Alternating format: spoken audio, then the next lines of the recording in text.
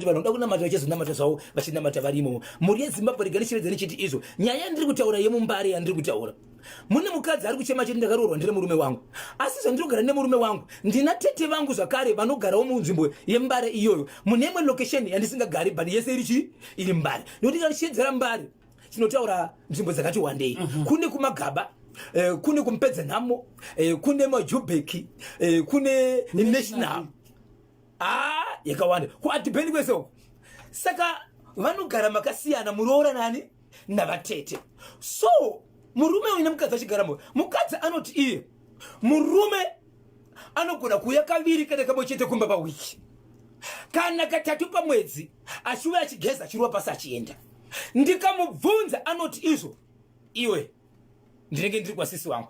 Sisi vake havana mukadzi, havana murume, ende kune vana vanogara kumba ikoko.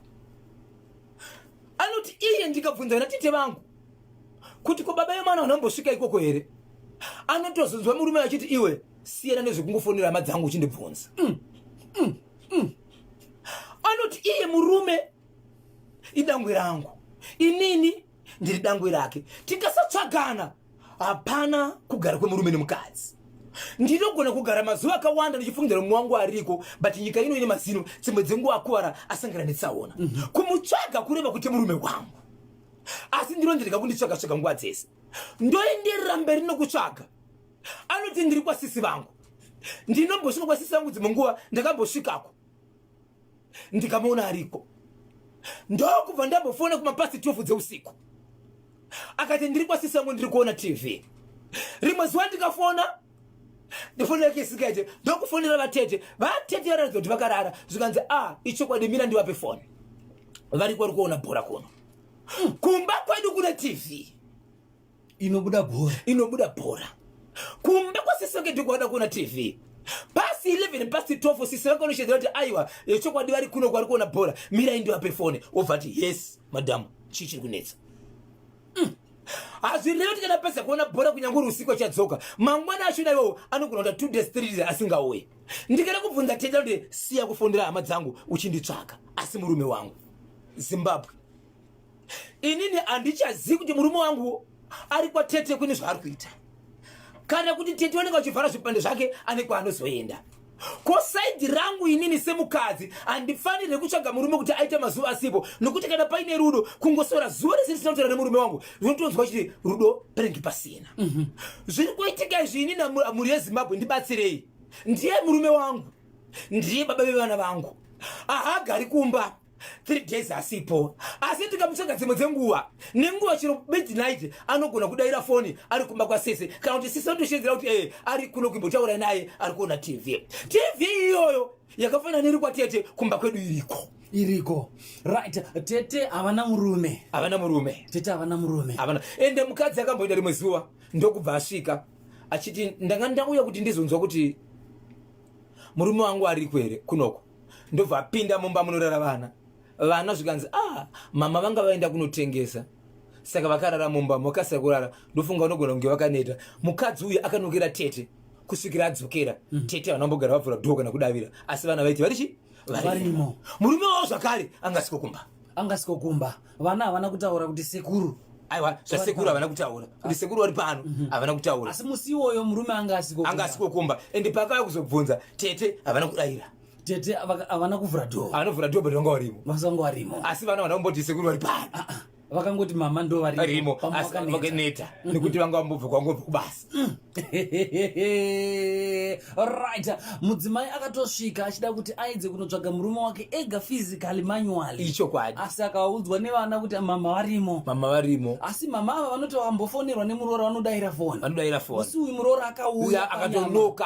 Handizivi kuti dhoo remunhu akarara mumba chero kanzizo dzakakubata dzigonera. Kwakutadza kuzarira musiwo. Apa murume wa mama ava angasikokumba. 21 minutes to 12 national FM chiri kupisa.